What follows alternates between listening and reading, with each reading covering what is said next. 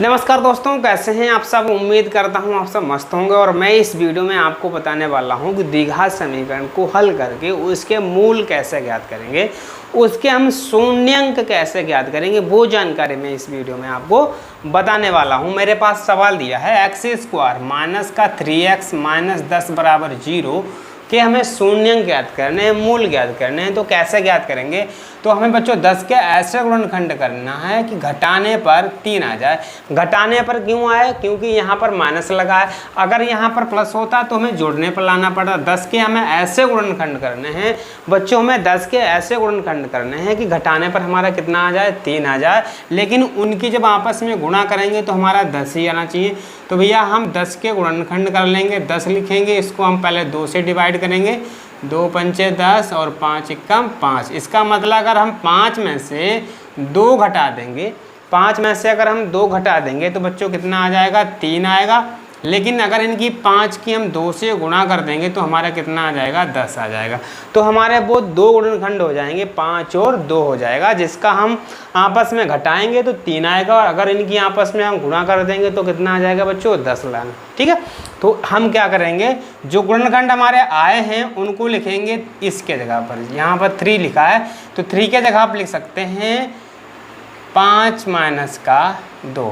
ठीक है, अगर हम 5 माइनस का 2, क्योंकि हमारा गुणनखंड आ गया 5 माइनस का 2, पड़ोस में x था, x लिख देंगे, माइनस का 10 है, माइनस का 10 बराबर में 0 लगा देंगे। ठीक है, अब क्या करेंगे, x² को हम सेम ऐसे लिखेंगे x² माइनस का 5 की गुणा x से करेंगे तो हमारा क्या हो जाएगा, 5x हो जाएगा। ये माइनस, इसके अंदर भी माइनस है बच्चों, ये माइनस है और अंदर भी माइनस है, तो हमारा क्या हो जाएगा, माइनस माइनस बच्चों होता है प्लस, तो हमारा हो जाएगा 2x। यहाँ माइनस पहले से लगा, हमें इस माइनस की गुणा इस ब्रैकेट के अंदर ही करना है। इस माइनस की गुणा यहाँ तक, इस ब्रैकेट के अंदर तक ही करना है। ठीक है, कर ली। इसके बाद माइनस का 10 लिखा तो लिख दिया, बराबर में क्या कर देंगे, 0। अब क्या करेंगे, हमें इसमें लेना है कामन।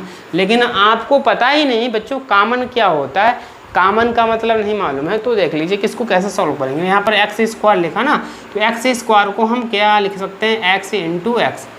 x यहाँ कितनी बार है, 2 बार है, तो यहाँ हम 2 बार लिख देंगे x इंटू एक्स माइनस 5 गुणे x प्लस 2 गुणे x। यहाँ पर गुणे का चिन्ह होता है इसलिए हमने गुणे लगा दिया।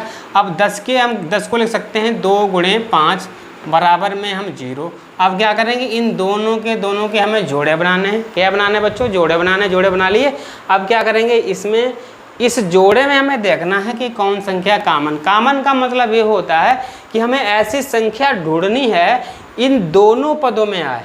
क्या है, इन दोनों पदों में। यहाँ तक हमने इस दोनों पद में हमें ऐसी संख्या ढूंढनी, दोनों आ जाए, मतलब ऐसी संख्या हमें ढूंढनी है इन दोनों पदों में हो। तो ऐसी संख्या मात्र x है, क्योंकि x यहाँ पर भी एक बार है और x यहाँ पर भी एक बार है। तो इसमें से हम क्या करेंगे, x को बाहर निकाल लेंगे। और जो दोनों में होता है वही बच्चों क्या होता है, कामन होता है। यहाँ पर x है, यहाँ भी x है, यही हमारा कामन हो गया। तो कामन को हमने बाहर निकाल दिया बच्चों। जब यहाँ x गुणे x हमारा बाहर निकल जाएगा तो 2x थे, एक तो हमारा कामन हो गया। इसके बाद में क्या बचा, x, तो हम x यहाँ पर ऐसे ही लिख देंगे। माइनस लगा है तो हम माइनस लगा देंगे। यहाँ 5 लिखा है और गुणे में x था, लेकिन इसमें से x हमने कामन ले लिया तो यहाँ पर क्या बचेगा, मात्र 5 ही बचेगा बच्चों। ठीक है, प्लस लगा देंगे। इसी तरीके से इसमें भी हमारा कामन दिख रहा है। ऐसी कौन सी संख्या है इन दोनों में मिले, तो ऐसी भैया 2 संख्या, क्योंकि इसमें भी 2 मिल रहा है और इसमें भी 2 मिल रहा है, तो हम 2 को निकाल देंगे बाहर। जब भैया बाहर 2 निकाल देंगे तो यहाँ पर क्या बचेगा, x, तो हम x लिख देंगे, क्योंकि 2 तो कामन ले लिया था तो कामन हो जाएगा, तो यहाँ से निकल गया। इसी तरीके से इसमें भी 2 कामन निकल गया, क्या बचेगा, 5 बचेगा। हम क्या करेंगे, 5 को ऐसे लिख देंगे, बराबर में 0 है तो हम 0 लगा देंगे। ठीक है, अब क्या करते हैं, इसमें भैया इसमें भी आपको कुछ कामन दिख रहा है। अब इस वाले में दोनों में ऐसी कौन सी संख्या है जो दोनों में दिख रही हो, तो भैया यहाँ भी x माइनस 5 है और इसमें भी x माइनस 5 है।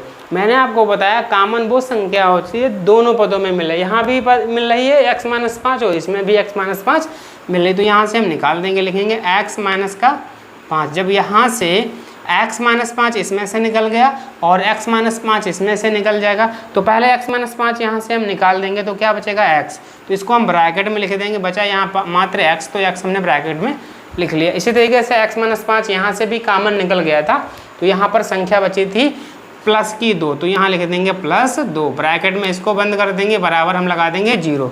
तो अब क्या करेंगे, इन दोनों संख्याओं को हम 0 के बराबर कर देंगे। सबसे पहले क्या करेंगे, x माइनस 5 बराबर क्या है 0। अब क्या करेंगे, हमेशा याद रखना कभी भी संख्या को अगर हम पक्षांतर करते हैं तो संख्या का चिन्ह क्या होता है, बदल जाता है। हम क्या करेंगे, x तो हमारा यही रहेगा, बराबर में क्या है 0 लिखा है।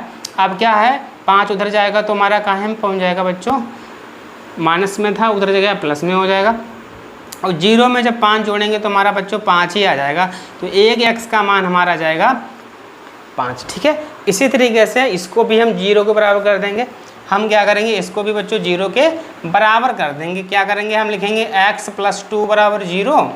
अब क्या करेंगे, हम पक्षांतर कर देंगे, तो हम क्या करेंगे x बराबर 0 पहले से ही था, 2 जब उधर जाएगा तो हमारा माइनस में हो जाएगा। माइनस में क्यों हो जाएगा, क्योंकि संख्या को अगर हम पक्षांतर करते हैं तो संख्या का चिन्ह बच्चों बदल जाता है, हमने बदल दिया।